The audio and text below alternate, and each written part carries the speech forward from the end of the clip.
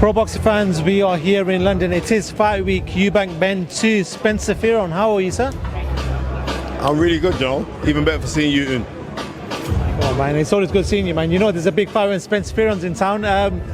Firstly, let's talk about this rematch, man. Both men have just had their grand arrivals. Chris Eubank Jr. didn't want to talk much about the announcement that he made in regards to having two children. You can understand, you can see that he is in fight mode right now. He really is in fight mode, but so is Conor. And may I just say, like, you know what I mean? I like how Conor's putting it together. You know what I mean? That suit look heavy, man. Like Team Ben and everything. It's going to be a good fight, man. Just talk to me about this one. There's a few things I want to talk about leading up to this fight. First of all, a lot was made about Chris Eubank Jr.'s weight, especially that last cut that he had to make towards the last day and the whole debacle around the weigh-in. This time around, do you feel like he's going to play it differently? And is there any cause for concern for that weight? No, because you made the weight last time. Now you got the opportunity to go again. So, you know what I mean, I'm not really going to buy into the weight, because when we're talking about weight, is this Conor Benn's weight? It's not Conor Benn's weight. Conor Benn is not a 160 fighter. You know what I mean? Conor Benn is like a 154 fighter right now. So no, and if you think about it, I guarantee you Conor Benn will come in about 156, 157. He ain't gonna come in that big. You know what I mean? Because I think they're gonna rely more on speed. So we'll see. In regards to Chris Eubank Sr., he's talked about this fight and said, listen, from Eddie Hearn, it's a disgrace that, you know, he's putting his son through this, his son again through this.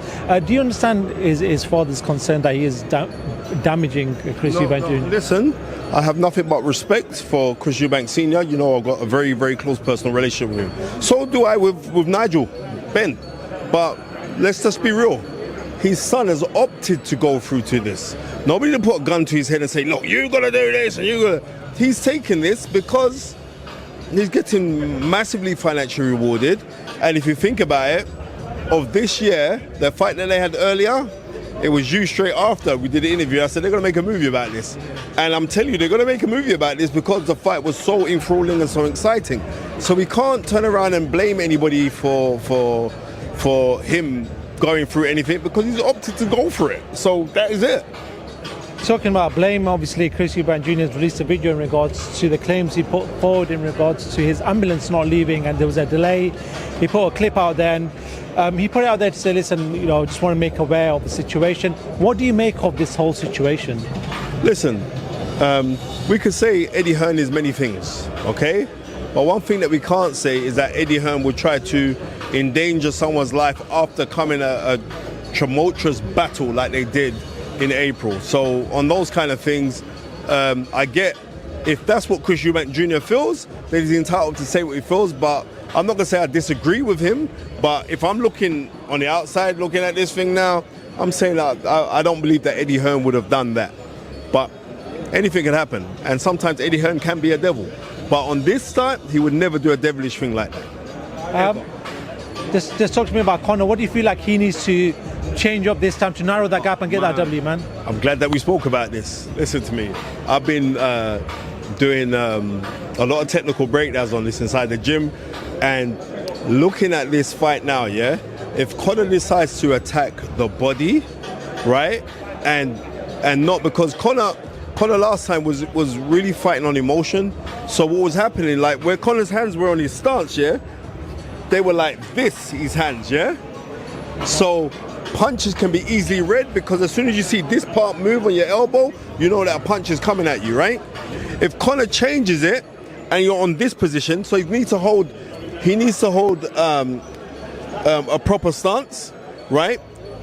Administer head movement, but then from the get-go he needs to administer body attack, because the body attack would be key for him, especially when you're going down the stretch, knowing that we believe that Chris Eubank Jr. struggles with weight, and you saw he visibly got hurt a couple times by Conor. So if he puts it on him in that way, right, from early, then he's got a good chance. But because certain times where he holds his hands like this, Eubank Jr.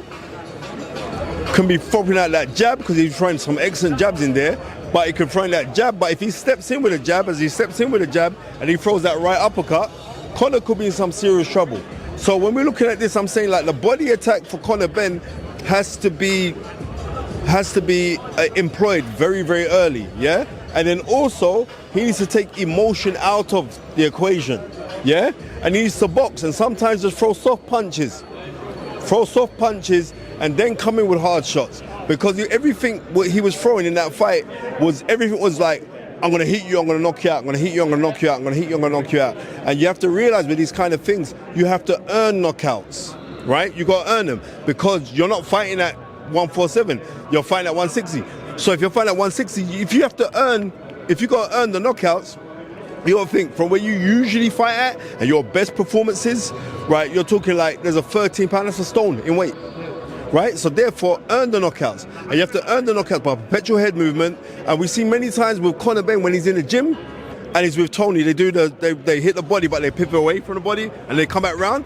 He's got to do that in this fight. You know what I mean? A lot of perpetual movement, side to side movement, and be that kind of aggressive, right? And then we'll see. But Eubank, key is to administer the jab because he's a taller man, right? He's got a very, very quick jab as well. But on this time, he's got to put more authority into the jab. Right? Because if he puts more authority in the jab, that will weaken the gauge of Conor Benn. If he weakens the gauge of Conor Benn, then he can set him up for the right hand and then come out with that left hook. And because you got Bomac in the corner, Bomac reads fights. When you watch Terence Crawford fight, listen to the corner work of Bomac. You never ever see him get erratic. You never, come on, son, man. He's always organized, always calm.